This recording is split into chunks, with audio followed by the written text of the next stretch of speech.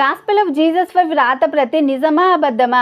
Divinity professor కారెన్ లీ king publish చేసిన the gospel of Jesus wife అనే papers గూర్చి ఇది వాస్తవమా లేక బూటకం అని తెలుసుకోవడానికి 2014లో హార్వర్డ్ థియోలాజికల్ రివ్యూ వాళ్ళు దీనిని పీర్ రివ్యూర్కి పంపించారు. ఈ ఫ్రాగ్మెంట్లో ఉన్న వాక్యాలలో వ్యాకరణానికి సంబంధించిన తప్పులున్నాయని, చేతి వ్రాతలు కూడా తేడాలున్నాయని వారు గుర్తించారు. ఇది నిజమైన పత్రం అయ్యుంటే గనక వ్యాకరణ దోషాలు ఎందుకుంటాయి అనేది ఒక ప్రశ్న. ఇందులోని వాక్యాలు గాస్పెల్ ఆఫ్ థామస్ అనే మరొక కాప్టిక్ నోస్టిక్ టెక్స్ట్ నుండి తీసుకుని కాపీ పేస్ట్ చేసినట్లున్నాయని మరికొంతమంది గుర్తించారు.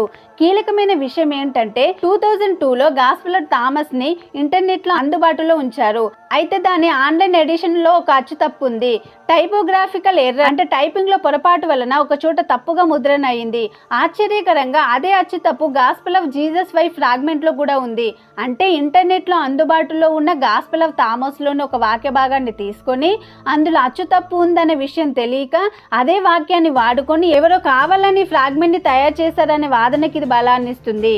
కొంతకాలానికి ఫ్రాగ్మెంట్కి సంబంధించిన కార్బన్ డేటింగ్ పరిశోధనలు, మల్టీస్పెక్చరల్ ఇమేజింగ్ ఇంకా అనేక ఇతర పరీక్షల ఫలితాలను హార్వర్డ్ వారు విడుదల చేశారు.